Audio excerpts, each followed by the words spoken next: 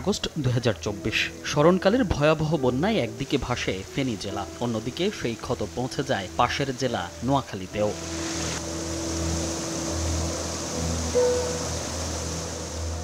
বন্যার পানির তীব্র চাপে ভেঙে যায় নোয়াখালীর কোম্পানিগঞ্জের মুছাপুর রেগুলেটর, আর এতেই ভাঙন আতঙ্কে নির্ঘুম রাত শুরু হয় এ উপজেলার বাসিন্দাদের।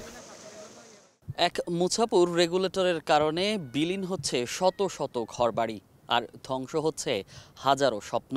স্থানীয়রা বলছেন, যদি শীঘ্রই এই রেগুলেটর ঠিক করা না হয় তাহলে নদী গর্ভে পুরোপুরি বিলীন হয়ে যাবে মুছাপুরের এই ৭ নম্বর ওয়ার্ড।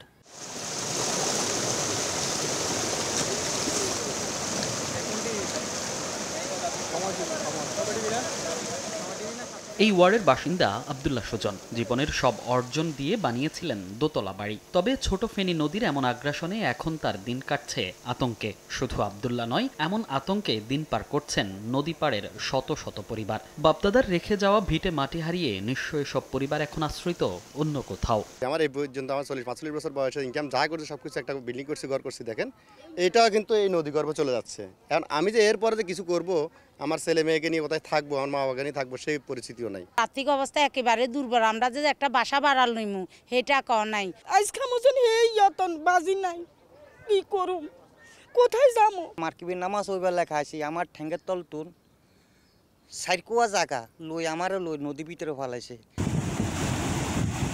মুছাপুরের পাশাপাশি নদী গর্ভে বিলীন হচ্ছে একই উপজেলার চরহাজারী ও চরপার্বতী ইউনিয়নের অসংখ্য ঘরবাড়ি। তলিয়ে যাচ্ছে শত শত একর ফসলি জমি। এক এক পরিবার কয়েকবার ভাঙনের মুখে পড়ে এখন যাপন করছেন মানবেতর জীবন। অনেক জায়গা আসিল তো এর ভিতরে তো বাড়িঘর ভাঙ্গি, ঘর দুয়ার তো কবার লাইলাম, ৩ বার ৪ বার লাইছি। আবার জিয়ান আনছি ইয়েন ভাঙ্গি চলি যায় আর গই, দরিয়া ভাঙ্গি সব যার গই, আমরা যাইবার কোনো রাস্তা নাই। আমাদের বাড়ি ঘর কবরস্থান মসজিদ সবকিছু চলে যাইতেছে। বাড়ি আগা ছিল ওইদিকে ভাঙতে বর্তমানে এখানে আরেকজন জায়গার উপর আছি। তো যদি এখানে না থাকতে পারি আমরা কমে যাই, এটা আল্লাহ মাহবুত জানে, আমরা নিজেরাও জানি না। তবে গেল বছর বন্যার পর চরপার্বতী এলাকার রক্ষায় কিছুটা স্বস্তি এনে দিয়েছে একটি বাঁধ। স্থানীয়দের নিজ উদ্যোগ ও অর্থায়নে দেয়া এ বাঁধের কারণে ভরাট হতে শুরু করেছে ভেঙে যাওয়া কিছু অংশ। জেগে ওঠে প্রায় ৫০০ একর জমি।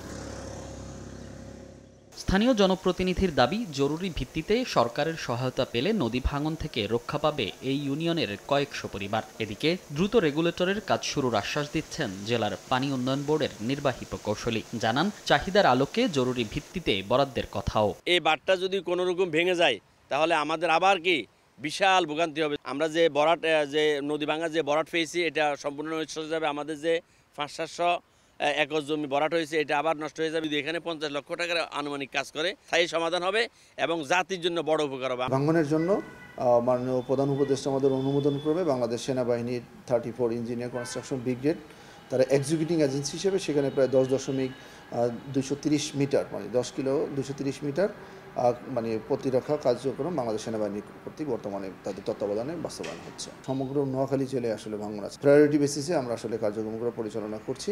চলতি বছর ফেনীতে নতুন করে প্লাবিত হওয়ায় আতঙ্ক বেড়েছে ছোট ফেনী নদী তীরবর্তী বাসিন্দাদের। তারা বলছেন, গত বছরের মতো আবারও ভয়াবহ বন্যা হলে নদী গর্ভে বিলীন হতে পারে লক্ষাধিক পরিবার।